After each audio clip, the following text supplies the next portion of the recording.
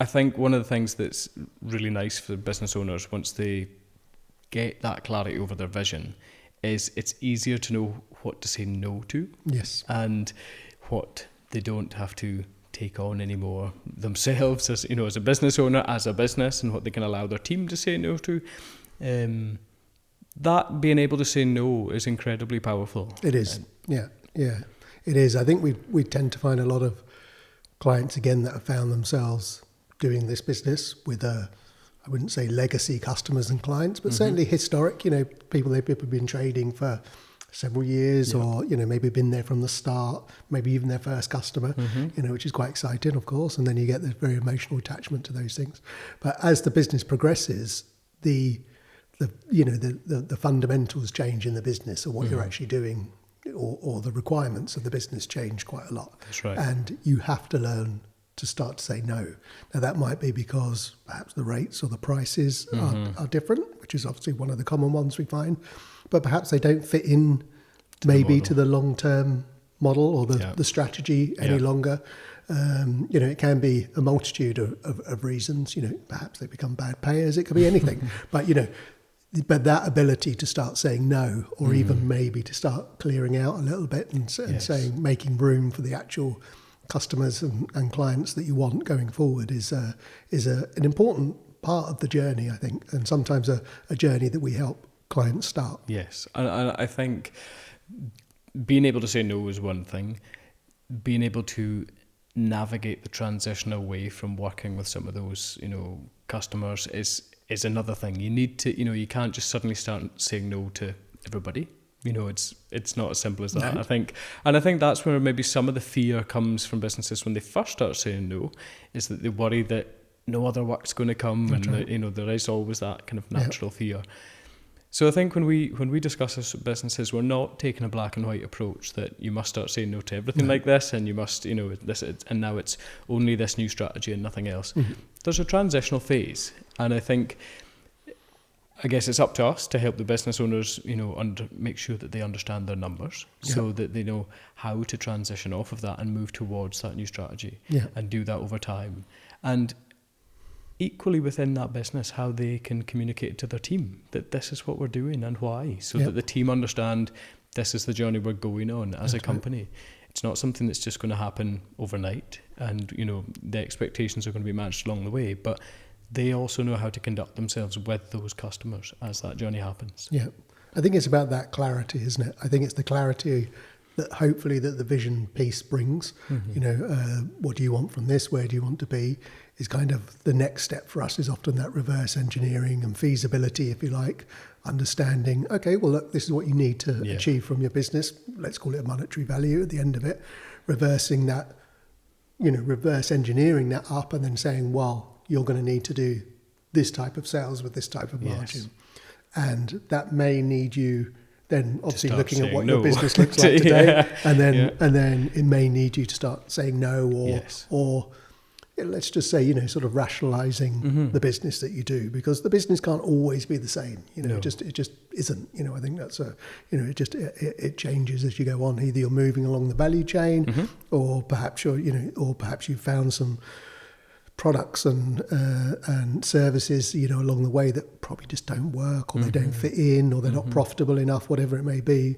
But some of those clients are probably still wanting that and needing that, and you're probably not making enough money from it and it's not feasible any longer. And it sometimes doesn't feel that nice to start saying those no's along the way as you move towards that. But we've never yet come across a business who's gone through that journey and hasn't then been relieved on the other side of it. That's right. So there's always payoff for doing it. It just is a slightly tricky plaster to rip at the time. But there's also nice ways of saying no. Oh, of course. And I think that's also a nice skill to learn, is to start, because you're going to have to let people down. You're going to have to say no as you go along. And I think there's an empowering piece, but there's also an empowerment in being nice about it. That's right.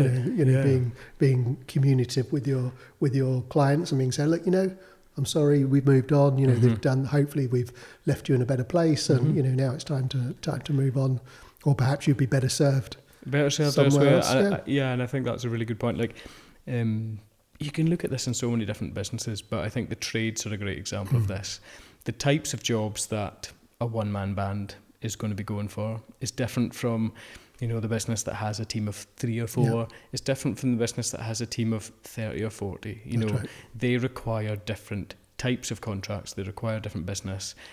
But there's always that transitional phase in between where you start needing the next type and then kind of weaning yourself off the other type. Yeah.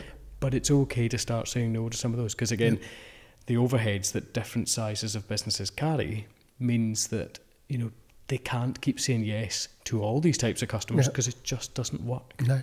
And I think we've struggled saying no sometimes, when we've had to make a decision to perhaps this client's no longer fitting in, or perhaps they're not engaging to the level that we want them to. Right.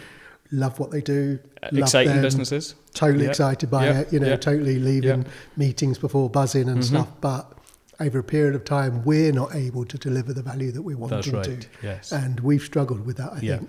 But it's also been liberating at the end of it. You think to yourself, we probably did the right thing. Really hope the best thing's happening with those clients now. And they found someone that they do click with. Because let's be honest, we don't click with everyone. It can't happen. Try to, with as many people as possible. But, if it doesn't, maybe, owning that and owning up to it a bit. And just leave the ego at the door. Leave the ego at the door, We maybe we'll touch in another session about Orbed model and just living above the line and taking accountability for what we do and not being in denial, if you like. This probably isn't working with the client. But they are hard conversations. It's not a sort of a flippant, we're just, that client's got to leave. It can be quite it can be hard. But there needs to be a kind of a, like I say, a measured reason for it, either financial and or, as you say, the way it's making the team feel sometimes as well. I think that's the other one that we personally have seen is, again, we've, where we speak about businesses we've been excited by, but there's maybe also not been respect there, and that's something that we won't stand. And that's something that, regardless of how profitable a job might be or seemingly good it is to be associated with a certain type of business, if there's no respect and no kind of, mutually kind of enjoyable relationship there, that's not something that can continue. Again, that's where the no has to come in. Yeah, and I think this also brings up an interesting point about the types of customers that you do want and the mix of customers that you do want. I think we've had interesting conversations with customers around the stuff they like to do, the stuff they have to do, and then being profitable enough to do the, with the stuff they have to do to do the stuff they like to do. That's right. And I think that's also quite an interesting conversation to have and an analysis to do. Your business fundamentally has to be profitable enough to be able to do it. I mean, we talk about this sometimes, or almost like a pro bono thing, if you like, or you may be just going into the stuff that everyone loves doing, but perhaps it's not profitable enough. So can you do enough? How do you find the balance between, doing the stuff that is profitable and being able to still do the stuff you love? And the amount of times we have that conversation with different folks, also around their own role. Some people are, we know that that's probably not the most, effective, task to be doing, but they love it. But they really enjoy it, exactly. And if that's the case, again, that's okay. And it's kind of, how do we find a model that facilitates that and allows them to do as much of the thing that they love as possible, but whilst probably addressing some of the stuff that just has to be done. There's no escaping all of that. But yes, I think that's right. Coming back to that vision piece, knowing what it is you want in terms of the business you want, the team you want, the role you want within it, and then being able to carve that out consciously, I think is a really empowering thing for business owners. Yeah, and I think it's also, once you've done that piece of the vision, once you've done that piece of understanding what you want from the business, it's about then laying down the strategy of how you're going to get there. And the strategy piece, is also something not a lot of people, maybe don't want to talk about the strategy piece, but the strategy of how you're going to achieve the vision is really important, because the owner has to take that on board. That's them. They're going to be taking that strategy forward. And that may require changing and saying no to people. Because, if you've decided that you need to make a certain, amount of money, or you need to penetrate a certain market, that might, often a strategy needs a different direction for the business, different product line, different service, different offering, whatever it may be. And then so by its nature, going down a new road or new strategy does mean that you have to leave something behind, Yes. or change direction sometimes on where you're going. And it's up to the owner really to implement that and to make that happen. And become the chief repeating officer for their team. That's it. And that's the chief repeating officer piece is very interesting. We often talk about this, and people sometimes look a bit horrified when we say it. But if the owner, let's clarify what that means. What we mean is that as an owner of the strategy, of the vision, you are the one that needs to keep on telling everyone. Yes. That's one of your primary roles, is to keep on repeating it, keep on saying it, be the person that... And I think the owners often forget that because they are all consumed by it, That's right. they think, well, all my team must know this. Yes. And you know, it must be clear from a marketing perspective Yes. and everything else. That's you know, it. everybody else must think this the same amount that I do. No, they don't. No. They just don't. No, they And I don't. think it's up to you to consciously remind yourself, you have to keep saying it, you have to keep saying it, you have to keep saying it. And at some point, they'll click with it. Yeah. Or maybe make the mistake of saying, you know, oh, well, I said that once. We had that strategy session 2 years ago. Remember, we all talked about that. That's all clear. Yeah, nope. That's part of the process. Yeah. But the owner or the leader, let's call it the leader, it may not be the owner, but the leader needs... Our leadership team. Or the leadership team need to be repeating, this is what we're doing, this is why we do it, these are our values, this is where we're heading to. They're championing it, and sometimes that can be repetitive. Yes.